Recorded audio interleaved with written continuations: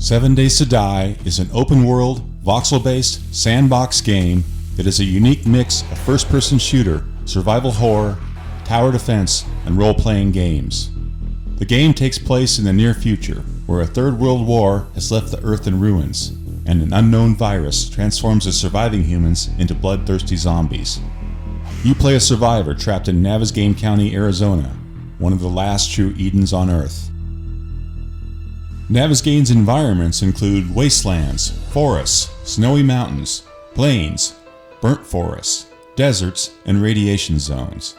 You'll discover hundreds of points of interest, ranging from caves, campsites, and bandit camps, to small towns, farms, and factories, and even cities and skyscrapers. And every building can be explored inside and out. The story unfolds through our dynamic story generation system that guides the player to other survivors, better loot, and undiscovered points of interest. To survive, you must scavenge the world for food and water to keep up your health, stamina, food, and hydration levels. And maintaining these stats is more than just a tedious chore. You can actually boost your stats for increased health, stamina, strength, speed, and jumping ability, giving you added capabilities when venturing into the most dangerous places. You can also live off the land, growing and harvesting crops like corn, potatoes, and blueberries, or learn to hunt, track, or domesticate wildlife like deer, rabbits, wild boar, pigs, and bears. In 7 Days to Die, the day and night cycles dramatically affect the strength and speed of the zombies.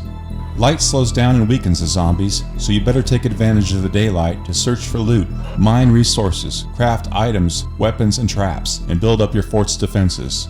But when the sun goes down, the lunar cycle speeds up and strengthens the zombies, so you'd better be somewhere safe, because the zombies will come running in hordes to break down your walls. In Navezgane, you can loot and mine a multitude of items and ingredients, and combine them using our intuitive and deep crafting system to make new things. The system features a spacious 5x5 grid, and you won't need a wiki for it. The gameplay is simple and inspired by classic adventure games, and every item in the world has many uses. With it, you can create hundreds of items, including clubs and knives, shotguns and rocket launchers, landmines and spiked pits, motion detectors, motorized tools, auto turrets, generators, potions, remedies, and more. We're even planning special quest-driven craftable reward items like high-tech weaponry, gadgets, and vehicles. The enemies in Navezgane are diverse in appearance, scale, behaviors, and abilities, but one thing they have in common is their relentless pursuit as they claw, jump, climb, and break their way through the world to get to you. They can see, hear, and smell, and will often work in a group. Clean up corpses, bloodstains, store your food well, and hide your livestock, because the zombies will sense everything.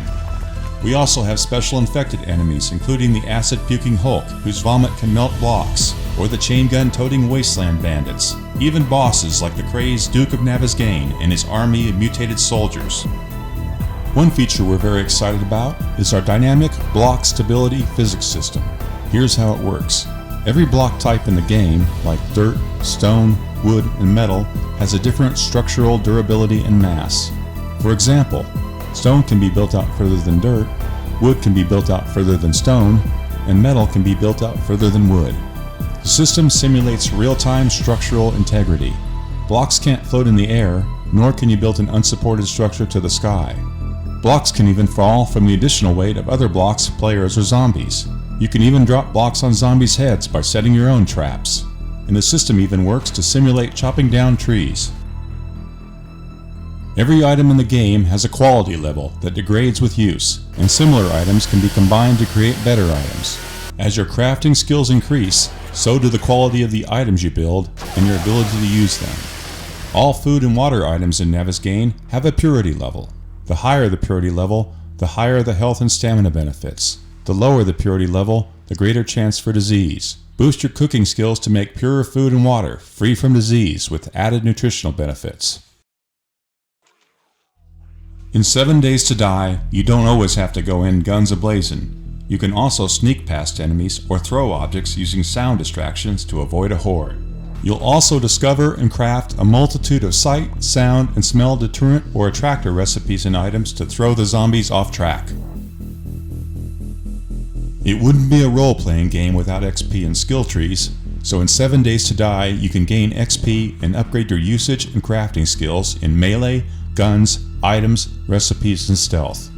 For example, if you upgrade the melee skill tree, you can learn to craft a better quality club and swing it harder and faster to bash in a zombie skull with less blows, and even learn a special finishing move. 7 Days to Die can be played in solo, co-op with friends, or multiplayer in our unique Zombie Nomad mode. Play a human, a bandit, or a unique zombie for a no-rules experience. Watch the leaderboards and fight to be the big clan of the Wasteland, or the Duke of Navezgane. Our creative mode tools will allow the fans and the community to build their own worlds and play them with their friends. The tools feature hundreds of block shapes, prefabs, and random generation tools. Create dedicated servers with your own unique game rules. Play the handcrafted campaign or your own randomly generated world enhanced with your own personal touch.